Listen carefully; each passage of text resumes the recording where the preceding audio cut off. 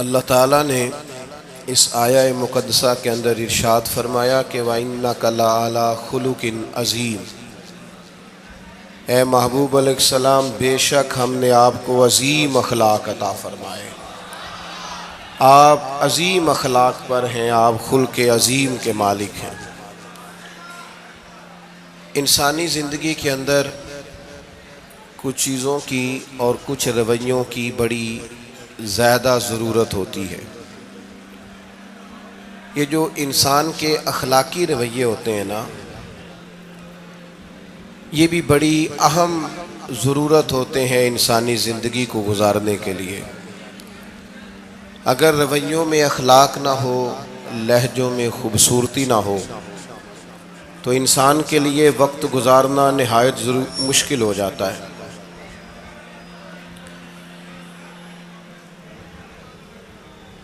اللہ تعالیٰ آپ کو جزائے خیر دے۔ میں دوستوں سے کہتا رہتا ہوں کہ کسی کھلی جگہ پہ احباب کے لیے بندوبست کیا جائے تاکہ لوگ تکلیف کا شکار نہ ہوں۔ پیار سے آ جاتے ہیں کئی ساری جگہوں پہ، بلکہ شاید ساری جگہوں پہ اب یہی مسئلہ بنتا ہے جگہ کا، لیکن اس وقت احباب بعض اوقات توجہ نہیں کرتے، پھر مشکل بڑھ جاتی ہے۔ اب تو جیسے ہے ویسے ہی رہے گا۔ بھئی آپ بولیں تو نانا، آپ اتنا شور کریں گے تو میں بات کیسے کروں گا؟ اللہ تعالیٰ نے خیر کیا ہے، کچھ بہتری۔ اب ایک دفعہ بلند آواز سے درود شریف پڑھیں۔ الصلاۃ والسلام علیک یا رسول اللہ وعلی آلک واصحابک یا حبیب اللہ، الصلاۃ والسلام علیک یا نبی اللہ وعلی آلک واصحابک یا نور اللہ۔ عزیز دوستو، میں یہ عرض کر رہا تھا کہ اللہ تعالیٰ نے نبی پاک علیہ السلام کے اخلاق کی تعریف کی ہے۔ ہمارے زمانے میں یہ رویہ ہو گیا ہے کہ اگر اخلاق کی، کردار کی کوئی بھی بات کی جاتی ہے تو لوگ سمجھتے ہیں شاید یہ ایک بیٹا آپ دو لوگ رہ گئے ہیں، یہاں تو آپ بیٹھ جائیں، پیچھے آپ کے سب اشارے دے رہے ہیں، آپ مہربانی کریں نا یار، میں نے تو کبھی اتنا ٹائم ہی نہیں لگایا جلسہ سیدھا کرنے میں، یہاں تو بڑی مشکل ہو گئی۔ اللہ آپ کو برکت دے، آپ تو بڑے پیارے لوگ ہیں، آئے سارے پیار سے ہیں، پر وہ پیار میں جیتنا چاہ رہے ہیں ایک دوسرے سے، حالانکہ پیار میں جو مزہ ہارنے کا ہے نا، جتن جتن تے ہر کوئی کھیڈے تو ہارن کھیڈ فقیرا، جتن دا مل کوڈی پیندائی ہارن دا مل ہیرا۔ اس میں تو قربانی دینی چاہیے، ایک دوسرے پر اظہار کرنا چاہیے، کہنا چاہیے یار آپ بیٹھ جائیں میں ذرا پیچھے چلا جاتا ہوں۔ یہ تو دینی ماحول ہے، اس میں تو اظہار کی ضرورت ہے۔ بہرحال آمدام برسر مطلب ہمارے ہاں لوگ سمجھتے ہیں کہ اخلاق کی بات کی جائے تو شاید یہ بڑا عام سا سادہ سا کوئی عنوان ہے، حالانکہ یاد رکھیے گا نبی پاک علیہ السلام نے فرمایا ہے میں مکارم اخلاق کی تکمیل کرنے کے لیے دنیا میں آیا، فرمایا میں اخلاق ہی کو تو مکمل کرنے آیا۔ اور نبی پاک علیہ السلام نے اخلاقی رویوں پر بہت زیادہ زور دیا ہے۔ حضور علیہ السلام فرماتے ہیں کہ قیامت کے دن میرے سب سے زیادہ قریب وہ شخص ہوگا جس کا اخلاق زیادہ اچھا ہوگا۔ ہمارے ہاں لوگوں نے اخلاق کا معنی بھی اپنی مرضی کا کیا ہوا ہے۔ بعض لوگوں کا خیال ہے کہ صرف میٹھا بولنا ہی اخلاق ہے، حالانکہ میٹھا بولنا بھی اخلاق ہے، لیکن صرف میٹھا ہی بولنا اخلاق نہیں۔ میٹھا تو لوگ اپنے مطلب کے لیے بھی بولتے ہیں، میٹھا تو اس لیے بھی بولتے ہیں کہ مجھے اب کام پڑ گیا، اور بعض لوگوں کی ٹریننگ ہوتی ہے اس لیے وہ میٹھا بولتے ہیں۔ آپ کسی بہت بڑے شاپنگ مال پہ چلے جائیں تو وہاں جو سیلز مین ہوتے ہیں ان کی ٹریننگ ہوتی ہے کہ انہوں نے بولنا ہی میٹھا ہے، گاہک جتنی مرضی تلخی کرے وہ تلخ نہیں ہوتے، میٹھا بولتے ہیں۔ بعض لوگوں کی ٹریننگ ہوتی ہے امیر سے میٹھا بولتے ہیں، غریب سے میٹھا، تو یہ اخلاق نہیں، یہ تو انہوں نے کچھ دیر کے اپنے آپ کو سمجھایا ہے، قائل کیا۔ یاد رکھیے گا صرف میٹھا بولنا اخلاق نہیں بلکہ سچ بولنا اخلاق ہے۔ صبر، تحمل، بردباری، وفاداری، اور بلند ترین اخلاق کا مالک وہ بندہ ہوتا ہے جو خوددار ہوتا ہے، کسی دنیا دار کے سامنے ہاتھ نہیں پھیلاتا، اللہ تعالیٰ نے جو اسے دیا ہوتا ہے اس پر راضی رہتا ہے، اس کے مزاج میں، اس کی کو ذرا کم کر دیں جی، اس کے مزاج میں لالچ نہیں ہوتا، ہرس، ہوس، طمع، مفاد پرستی، یہ چیزیں جس آدمی کے مزاج میں نہیں ہوتی وہ شخص با اخلاق ہوتا ہے، اور بندے میں مروت ہو، وفاداری ہو، خلوص ہو، للہیت ہو تو بندہ با اخلاق ہے۔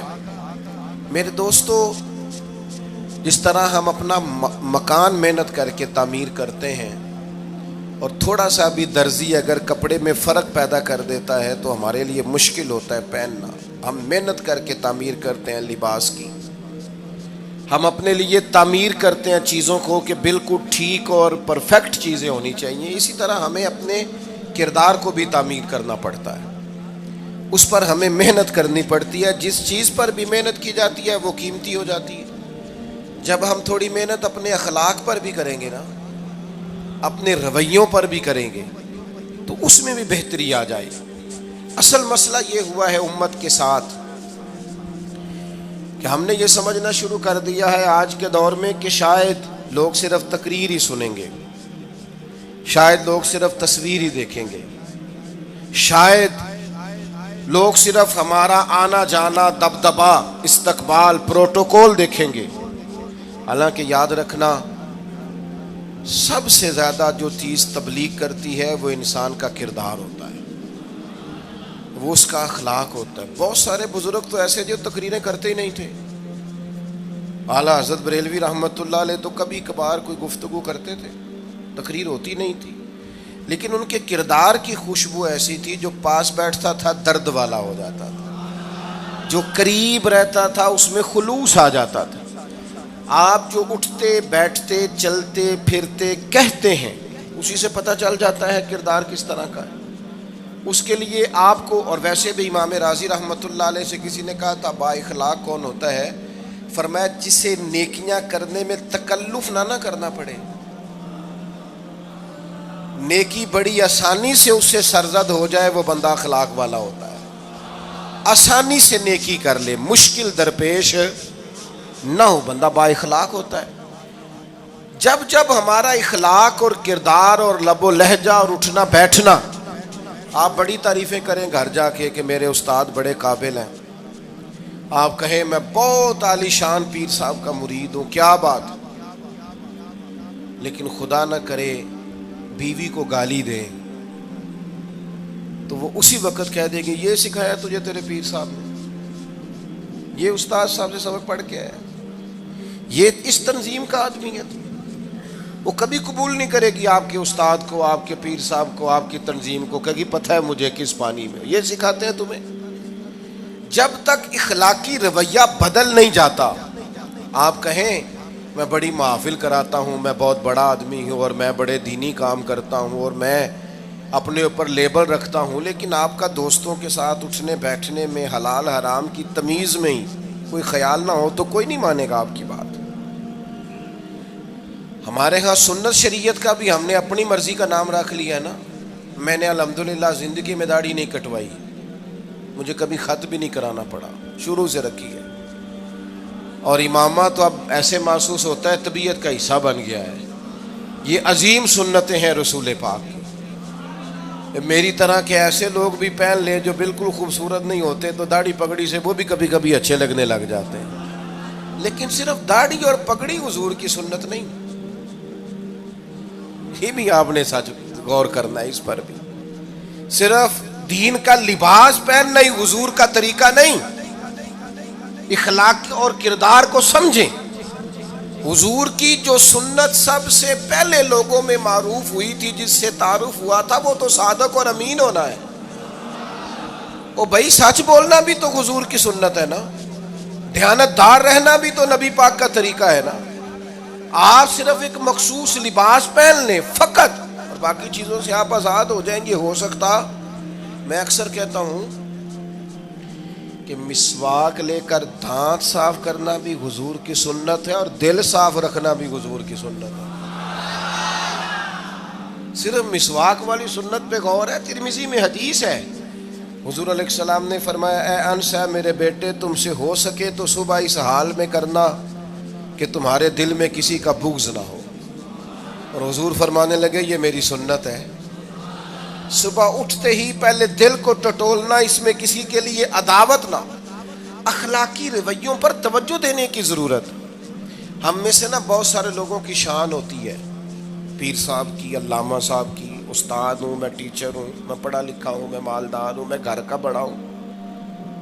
ہم خود بخود اپنی کوئی نہ کوئی شان بنا لیتے ہیں. کوئی آپ کی کسی نسبت سے عزت کرے تو اچھی بات, ہم خود بخود اپنی کوئی شان بنا لیتے ہیں, پھر ہم عزت کا مطالبہ کرتے ہیں. نتیجہ کیا نکلتا ہے؟ نتیجہ یہ نکلتا ہے جہاں ہمیں احترام کرنا چاہیے وہاں بھی ہم احترام کر نہیں پاتے. اور میرے دوستو یاد رکھو, سیدہ عائشہ صدیقہ رضی اللہ تعالیٰ عنہ فرماتی ہیں نبی پاک علیہ السلام جتنی دیر گھر رہتے تھے نا, گھر کا کوئی نہ کوئی کام ہی کرتے رہتے تھے. کوئی حرج والی بات ہے اگر آپ ہر مطلب گھر میں جا کے بیٹھ کے اتنا لمبا سفر طے کر کے آئے لیکن اندر جا کے بیٹھتے ہی کہا پانی کا گلاس لاؤ. بھئی آپ بھی تو لے سکتے ہیں, کوئی حرج والی بات ہے؟ یہ باتیں کرنے کرانے کی ہیں کہ خود سے کام کر لینا سنت ہے؟ آپ نے 2 منٹ لگائے ہیں اور آپ نے کسی پر روب ڈال کے آپ فارغ ہو گئے. اخلاقی رویوں میں سب سے زیادہ ضروری تو دوسرے کا احساس کرنا ہوتا ہے. اخلاقی رویوں میں سب سے زیادہ حاجت تو دوسرے کی تکلیف اور شدت کا احساس کرنے کی ہوتی ہے. میرے صاحب فرمایا کرتے تھے 10 منٹ کیوں انتظار کراتے ہو لوگوں کو؟ تم نے ممبر پہ کہا تھا میں 2:15 بجے جماعت کراؤں گا, 2:16 کیسے ہوئے؟ تمہیں اس کا پاس ہونا چاہیے تھا, تمہیں خیال ہونا چاہیے تھا کسی شخص کو کسی وجہ سے کوئی تکلیف, کوئی کسی اذیت کا شکار کیوں ہو, کوئی پریشان. میں اب تو الحمدللہ آپ اتنی بڑی تعداد میں آ گئے کہ جگہ آپ کے لیے مشکل ہو گئی, ورنہ شروع میں جب میں محافل کا ٹائم دیتا تھا تو میں وقت پہ چلا جاتا تھا. اگر کسی سے کہا ہے نا کہ 6 بجے آئیں گے تو 6 بجے چلے گئے. وہ کئی والی گھر والے پوچھتے سن تسی آ بھی گئے ہو, تو میں کہندا سانو تسی ویلے ہیں سمجھ لو. ہمارا مزاج نہیں ہے نا جی. بلکہ ایک تقریب میں مجھے دعوت دی گئی تو اس پہ لکھا تھا 6 بجے, تو میں وہاں پہنچا تو میزبان بھی نہیں آئے تھے. مجھے بتائیں شادی کا کارڈ سارا خاندان بیٹھ کے لکھتا ہے نا, روانگی برات 1 بجے, 1 بجے جاتی ہے برات, مشترکہ جھوٹ بولا سارے خاندان نے. یہ رونے کی بات ہے, ہنسنے کی تھوڑی ہے. مسلمان اور جھوٹ بولے, مشترکہ طور پہ کہا یہ جھوٹ ہے. محفل ہوگی بعد از نماز عشاء, تو ختم کب ہوگی یہ بھی تو بتائیں. آپ نے قوم کو تو ایک شخص کا بتایا تھا کہ فلاں صاحب خطاب کریں گے, یہ مقامی, قومی, عالمی شہرت یافتہ, یہ کہاں سے آ گئے؟ کیوں تکلیف دی گئی؟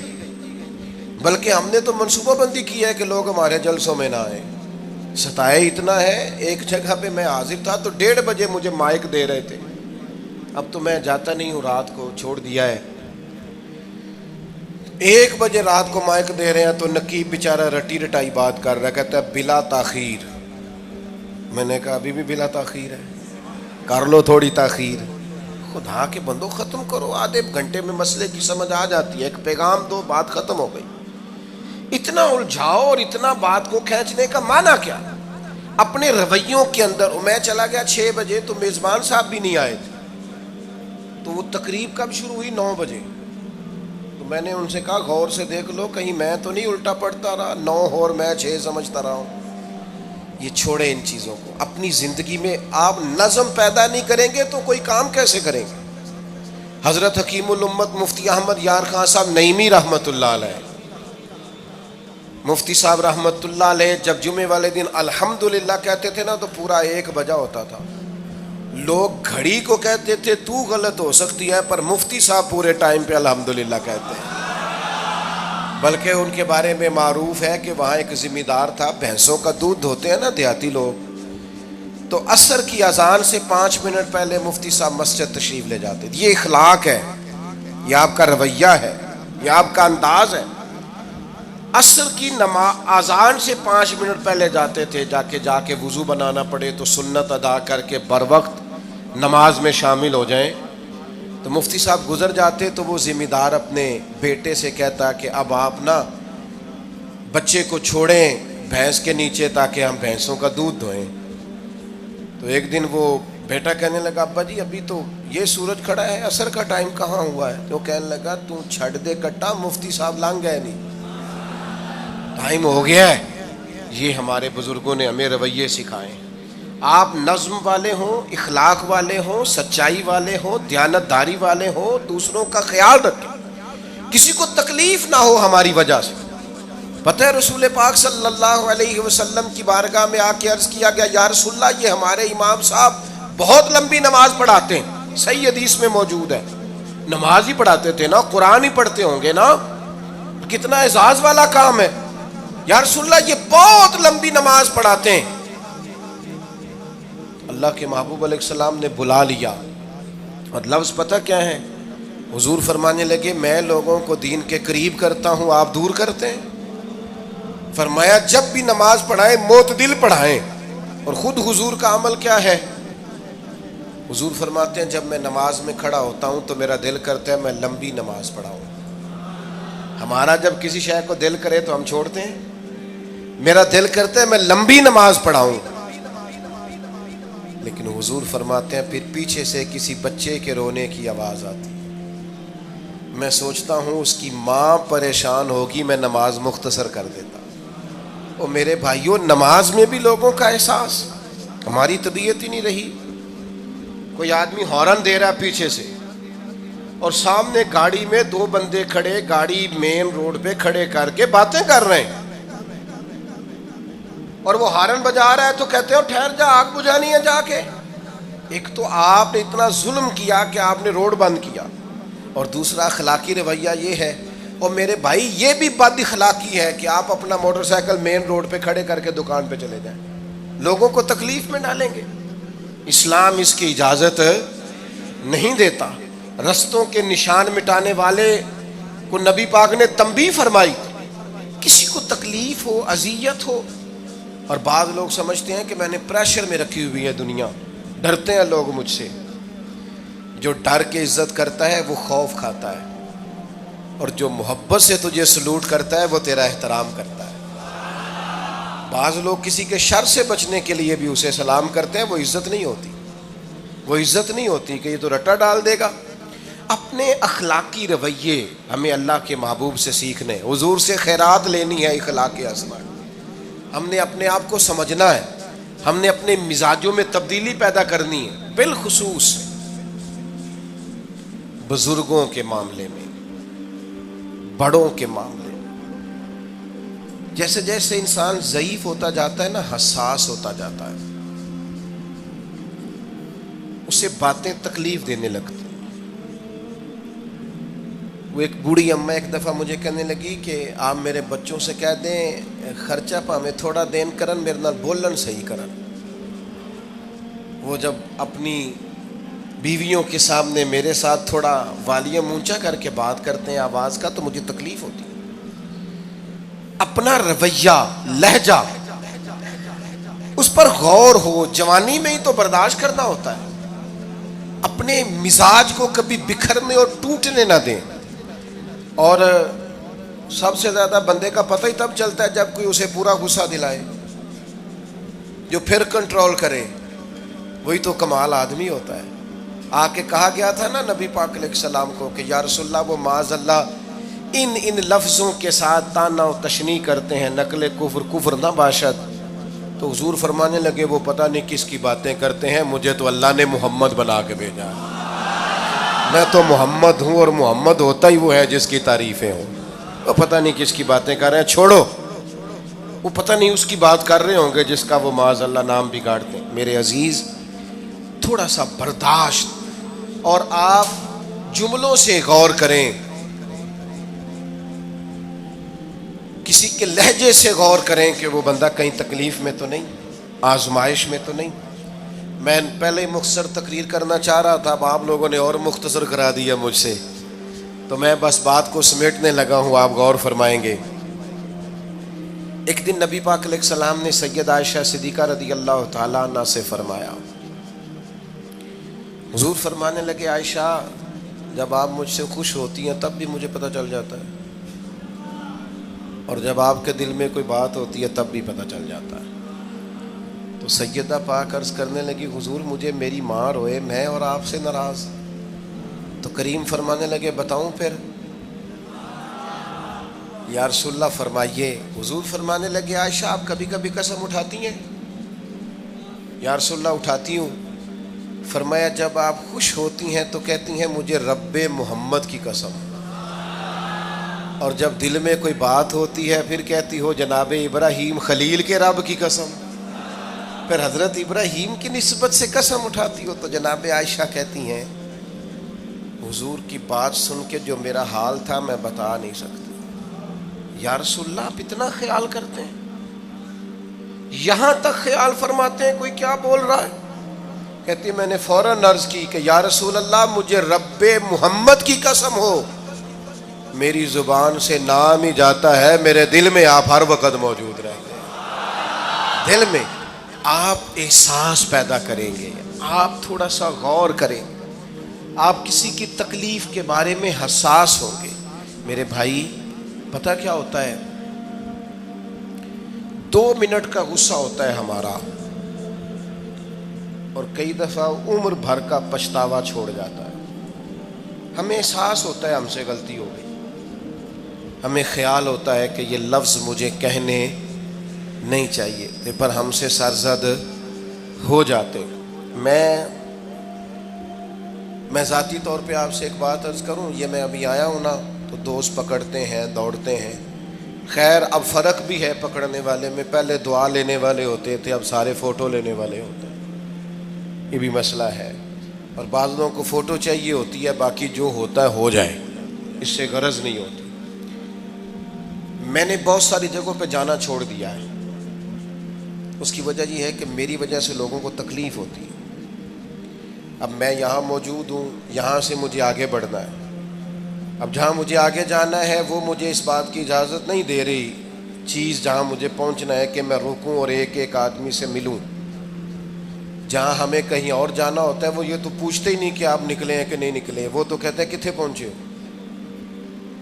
اب اتنی گنجائش نہیں ہوتی، لوگ آ رہے ہوتے ہیں۔ میں داتا صاحب رحمۃ اللہ علیہ چلا گیا حاضری دینے کے لیے، اس قدر دوڑ دھوپ ہوئی، لوگ اس طرح بھاگے، ظاہر ہے کچھ قرآن مجید پڑھ رہے ہوں گے، کچھ عبادت کر رہے ہوں گے۔ کئی دنوں تک میری طبیعت پہ بوجھ بنا رہا کہ تیری وجہ سے لوگوں کو تکلیف۔ بہت ساری جگہوں پہ نہیں جاتا، سائڈ پہ ہو جاتا۔ کیوں؟ تکلیف ہوتی ہے لوگوں کو، پریشانی ہوتی ہے۔ ہمارا یہ تو مزاج ہے نہیں الا ماشاء اللہ کہ ہم کسی معاملے میں حالات کی نزاکت کو بھی سمجھیں گے، لیکن وہ چیزیں بوجھ بن جاتی ہیں بعض اوقات، اور یہ بوجھ ہمیں لینا چاہیے۔ ایک ہے کہ ہم لذت کشید کریں کہ دیکھا لوگ کیسے بھاگ رہے ہیں، اوہ کیا بات، یہ نفس کے لیے تسکین ہے پر تھوڑی دیر کی۔ اخلاقی رویہ یہ نہیں ہے، اخلاقی رویہ یہ میں نے ان دو کام ہو جائے، لوگوں کو تکلیف ہوتی ہے، بعض بزرگ اپنا آپ سمیٹ بھی نہیں پاتے بیچارے اور اذیت میں آ جاتے ہیں۔ تو میرے عزیز کچھ تھوڑا سا ہمیں اس بات کا بڑے مجموع میں آنے جانے میں بھی خیال رکھنا چاہیے کہ یار آپ گزر جائیں ذرا پیار سے پہلے، میں ہمت ور رکھتا ہوں میں تھوڑی دیر کے بعد آ جاؤں۔ لیکن وہ ہمارے ہاں بس میں چڑھنا ہو، کسی اجتماع سے نکلنا ہو، جانے ہمیں کیا ہو جاتا ہے۔ اور پروٹوکول والوں کو بھی چاہیے کہ تھوڑی دیر کے لیے پروٹوکول چھوڑ دیں، وہ بھی ذرا سادگی سے ہو جائیں، کچھ فرق پڑتا۔ جب تک ہم یہ احساس پیدا نہیں کرتے ہمارا اخلاق درست ہو سکتا، اپنے اندر بالخصوص اور تھوڑی دیر کا غصہ ہوگا آپ کا، پچھتاوا چھوڑ جائے گا، اس غصے کو چھوڑ ہی دیں تھوڑی دیر کے لیے، 2 منٹ کے لیے چھوڑ دیں، کوئی سخت بات ہی کرے گا نا برداشت کریں۔ حضرت عمر بن عبدالعزیز گزر رہے تھے، رات کا وقت تھا، لکڑی کے جوتے پہنے ہوئے تھے، کھڑاؤں جن کو کہتے ہیں۔ ایک بزرگ فٹ پاتھ پہ سوئے ہوئے تھے، جناب عمر بن عبدالعزیز کا پیر آ گیا بابا جی کے پیر۔ کیا کہتے ہیں اس طرح کا معاملہ ہو تو لوگ اندھے ہو یہی کہتے ہیں نا، ٹکر ہو جائے اچانک تو کہتے ہیں اندھے ہو. اس بندے نے بھی کہا فوراً اٹھتے ہی، اندھے ہیں آپ، میرا پیر دبا دیا ہے. بڑا سخت موقع ہے. بادشاہ وقت، امیر المومنین اور امت کے صالحین کے امام حضرت عمر بن عبدالعزیز اندھے ہیں. تو یہی موقع ہے، یہاں تو آپ اینٹ کا جواب پتھر سے دے لیں، یہاں پھر آپ ذرا چپ کر جائیں اور اس کوڑے گھونٹ کو 1 منٹ کے لیے پی کے دیکھیں، پھر اس کی شفا کتنی ہے. حضرت عمر بن عبدالعزیز ہنس پڑے، فرمانے لگے نہیں بزرگوں، اندھا نہیں ہوں، مجھے نظر آتا ہے. وہ جو 7 سپاہی تھے نا، یہ کیتلی چائے سے زیادہ گرم ہوتی ہے ہمیشہ، انہوں نے تلواریں نکال لی. آپ نے فرمایا تمہیں کیا ہوا؟ حضور اس بے ادب نے آپ کو اندھا کہا ہے. فرمانے لگے نہیں کہا. کہا جناب کہا ہے. فرمایا نہیں کہا. میں کہا ہے جناب نہیں کہا. تو آپ فرمانے لگے بابا جی آپ سے بات کر رہے تھے مجھ سے کر رہے تھے؟ کہا جی آپ سے ہی بات کر رہے تھے. تو فرمانے لگے انہوں نے مجھے اندھا نہیں کہا، انہوں نے تو ایک سوال پوچھا ہے. ہاں جتن جتن ہر کوئی کھیڈے تو ہارن کھیڈ فقیرا، اوے جتن دا مل کوڈی پیندا ہی ہارن دا مل ہیرا. انہوں نے کہا بابا جی نے سوال پوچھا، انہوں نے پوچھا ہے اندھے تو نہیں؟ تو میں نے جواب دے دیا نہیں مجھے نظر آتا ہے، اس میں جھگڑے والی کون سی بات ہے؟ اتنا سا ہی تو مسئلہ ہے. اگر اس کا غصہ بنا لیا جاتا اور سخت رد عمل دیا جاتا تو عمر بھر پچھتاوا رہتا. والد صاحب کے سامنے تو میرے خیال ہے کر ہی لیں گے، ایسا کر لیں گے نا. اگر وہ غصہ کریں تو کہیں گے نا ابا جی جیسے آپ کہتے ہیں ہو جائے گا، مشکل تو نہیں. اماں جی کے سامنے تو کر لیں گے نا. اے جنہ دی مووی بن رہی صرف یہ نہیں ہاں نہ کر رہے، یہ گل پکی نہ ہو جائے، باقی بول رہے ہیں ماشاءاللہ سے. والد صاحب کا غصہ برداشت کر لیں گے انشاءاللہ، بزرگوں کا برداشت کر لیں گے. سید صاحب ہیں، عالم ہیں، کوئی بزرگ ہیں، اگر کبھی کسی وقت سمجھانے کے لیے کوئی تنبیہ کر دیں تو قبول کر لیں گے انشاءاللہ. نوجوانوں سے کہتا ہوں اگر جوانی اللہ نے عطا کیا تو پھر حوصلہ بھی ہونا چاہیے. اور آخری بات آپ سے یہ ہے، ہر نماز میں ہر موقع پر فلسطین کے لیے دعا کریں اور اپنے اندر ان کی حمایت کا جذبہ بھی پیدا کریں. امت ایک جسم کی طرح ہے، اگر آج امت ان کا احساس نہیں کرے گی تو پھر یہ امت واحدہ ہونے کا ثبوت نہیں دے گی. اللہ کی بارگاہ میں یہ دعا ہے، اللہ ان مجاہدین کی مدد فرمائے، اسلامی حکمرانوں کو غیرت ایمانی نصیب کرے، اور اللہ تعالیٰ انہیں اخلاص کے ساتھ دین کے لیے اکٹھے ہونے کی توفیق عطا فرمائے. محفل آگے چلے گی جی، جاری رہے گی نا؟ آپ لوگ تشریف رکھیں، مجھے بتا رہے ہیں کہ محفل آپ کی جاری ہے، ابھی پروگرام چلے گا نا، نعت شریف ہوگی، تو پھر آپ خود ہی تو کہہ رہے ہیں چلے گی. اللہم صلی علی سیدنا مولانا محمد معدن الجود والکرم وآلہ وبارک وسلم. اللہ ہماری حاضری قبول فرما. جن دوستوں نے یہ بندوبست کیا ہے انہیں بہترین صلہ عطا فرما. اللہ تعالیٰ امت کی خیر فرما، پاکستان پر فضل فرما، اپنی رحمتوں سے ہم سب کو مالا مال فرما، بیماروں کو شفا عطا فرما، مقروضوں کو قرض کے بوجھ سے رہائی نصیب فرما، تنگ دستوں کو وسعت عطا فرما. اللہ عالم اسلام کے حق میں رحمت والے فیصلے فرما، فلسطین کے مجبوروں کی مدد فرما، صہیونی طاقتوں کو نیست و نابود فرما. اللہ تعالیٰ دنیا ہو یا آخرت ہو ہماری پردہ پوشی فرما، ہمارے حال پہ رحم فرما، ہم سے درگزر فرما، علم نافع عمل صالح کی توفیق عطا فرما، سجدوں کا ذوق اور عبادتوں کا شوق عطا فرما، تلاوتوں کی لذت عطا فرما، اپنی رحمت اور اپنا فضل نصیب فرما. رب اغفر وارحم وانت خیر الراحمین. وصلی اللہ تعالی علی حبیبہ سیدنا و مولانا محمد.